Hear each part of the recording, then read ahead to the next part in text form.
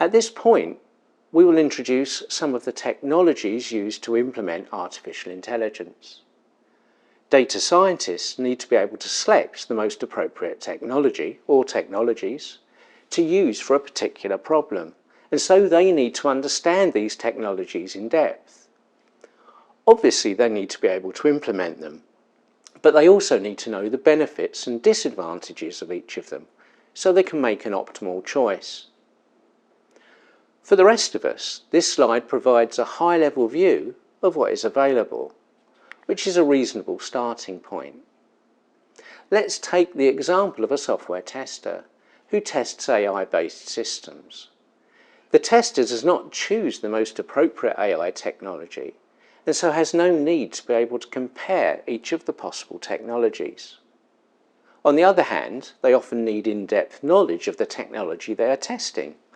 So once they know, for instance, that the AI-based system they are testing is based on deep neural nets, then they should ensure that they know how deep neural nets work and the most common and high-risk defects.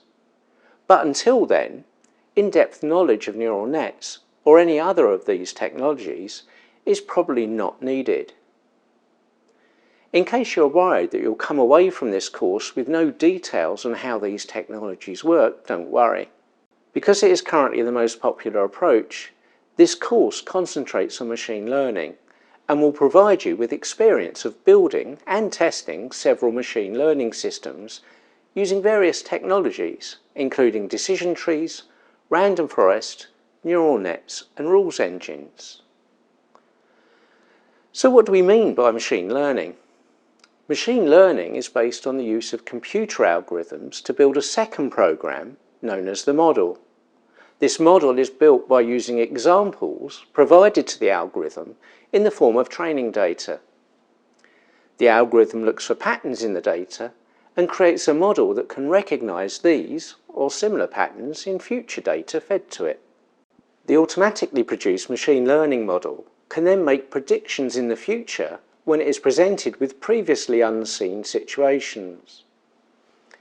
Machine learning algorithms are now widely used in a variety of applications, such as in speech recognition and computer vision, where conventional computer programs have been found to be ineffective or inefficient or both.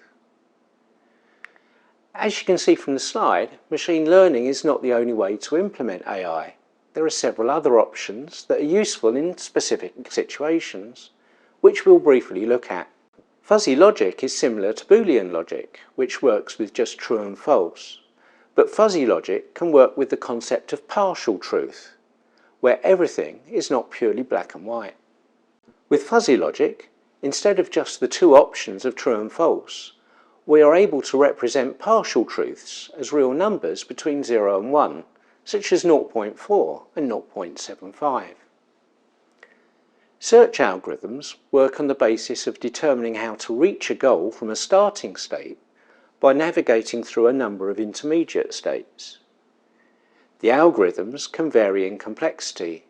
For instance, with an uninformed search, we don't know the cost of transitioning between states, while with an informed search, each transition has an associated cost. Almost any AI problem can be addressed using search algorithms, but as with anything, they are not always the optimal approach. Finding the shortest or cheapest path through a network is an example of a typical problem for which we would consider using search algorithms.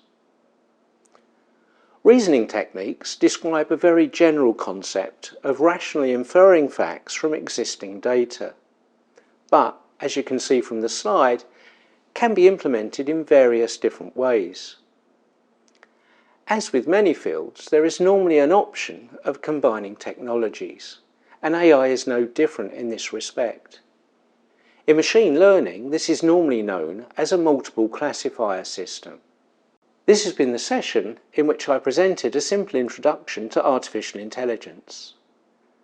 Thanks for listening, and I look forward to seeing you next time.